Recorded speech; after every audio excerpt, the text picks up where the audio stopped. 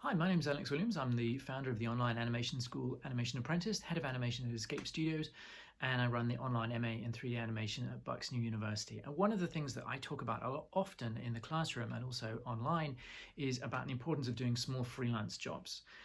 And one of the questions that is most commonly asked by my students is, what should I charge for a freelance job? And it's a very tricky question because really it's one of those how long is a piece of string questions, but there are some guidelines. So let's talk about what you should charge for your first freelance job. And the answer to this question really is you've got to figure out what's involved. And of course, there are other videos that concern how to, all the questions that you might ask your client on your first freelance job. And I definitely recommend that you watch that video. But the question of how much to charge is really how long is the job going to take you? And how much do you want to be paid? So what you want to do is figure out what it is that the client is asking for, what kind of style of animation they want, get them to send you a link to some other similar styled animation at YouTube.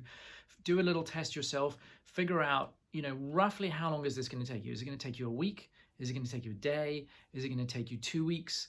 And then figure out roughly what do you want to be paid. Now, when you're starting out, you don't want to charge much, right? I would aim to don't pay yourself less than minimum wage, but probably not a whole lot above that if this is your first job. Because remember, if you're going to charge your time out at, say $25 an hour, there are probably seasoned professionals who are going to be paying that, and they're going to do it a lot faster than you will. Because the thing about your first job is, though you're going to do a great job, and of course I will help you with this. I always help my students to the best job they can on their early jobs.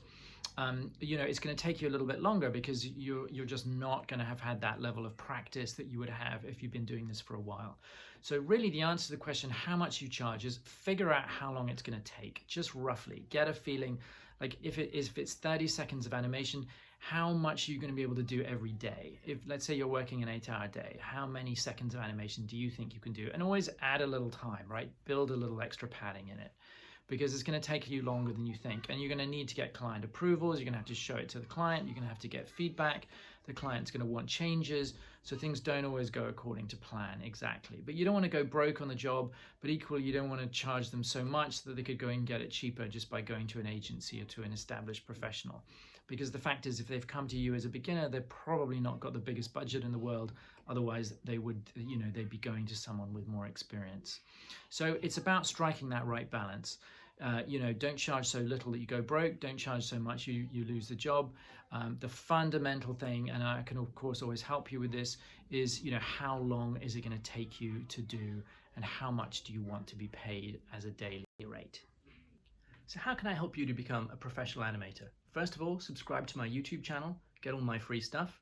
Secondly, if you want to get started now, sign up for my course at animationapprentice.org, or come study with me at Escape Studios, or sign up for the online MA in 3D animation at Bucks New University.